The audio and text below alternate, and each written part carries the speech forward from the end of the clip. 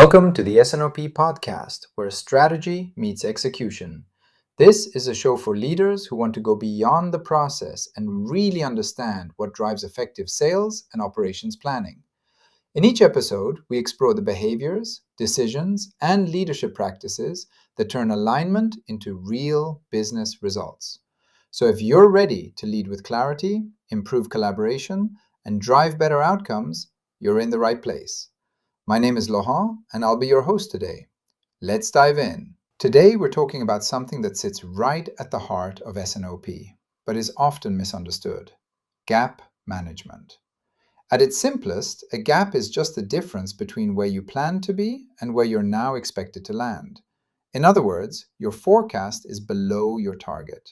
Sounds simple, but what you do about it is what really matters. Because gaps aren't just numbers, they're signals.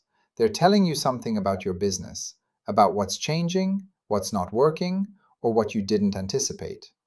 Now, gaps can show up at any time: short-term, mid-term, long-term. And this is where we start to see a big difference in how organizations respond. Some only notice gaps when it's too late, when the month is about to close. And what happens then? Firefighting, quick fixes, expensive decisions. Others see gaps coming much earlier, sometimes up to a year ahead. And that changes everything. More options, better decisions, lower cost. So here's a simple idea. The earlier you see the gap, the better your choices. There's actually a principle in S&OP that says gap visibility is good. And it's worth pausing on that, because in many organizations, gaps are uncomfortable. People hide them, soften them, or delay talking about them. But if you can't see the gap, you can't manage it. Visibility isn't the problem. It's the starting point of control. Let's make this more concrete.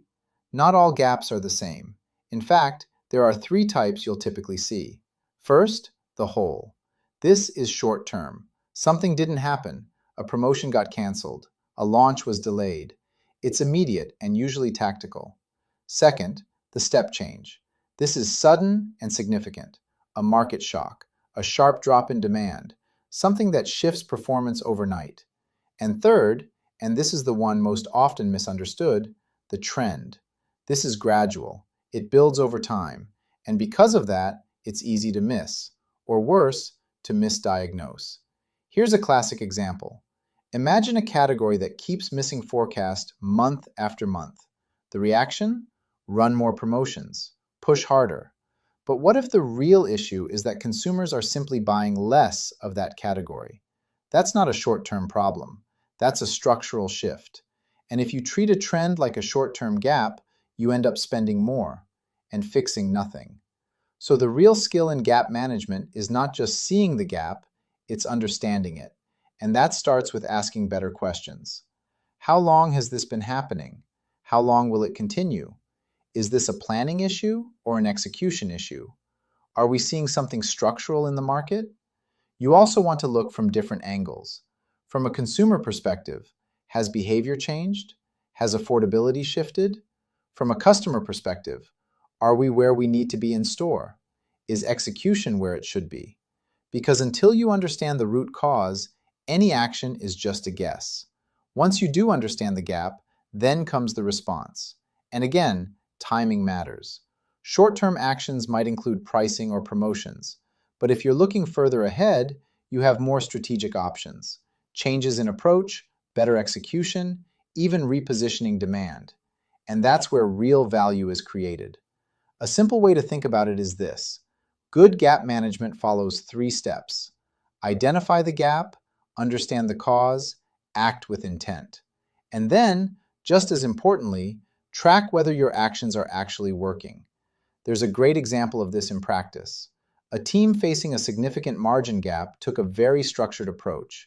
They brought together different functions, identified a wide range of opportunities, prioritized them, and created clear accountability. And the result? Not only did they close the gap, they exceeded their target and built stronger capabilities for the future. What made the difference wasn't just the actions, it was the way they worked together. Clear ownership, strong governance, and trust. And that brings us to the bigger point. Gap management isn't just a process. It's a mindset. It requires honesty. It requires transparency. And it requires the willingness to surface problems early, not hide them. Because gaps aren't failures, they're opportunities to make better decisions. If you want to lead with more clarity, drive better alignment, and make stronger decisions, make sure you're following the podcast. And I'll see you in the next episode. Thank you for listening.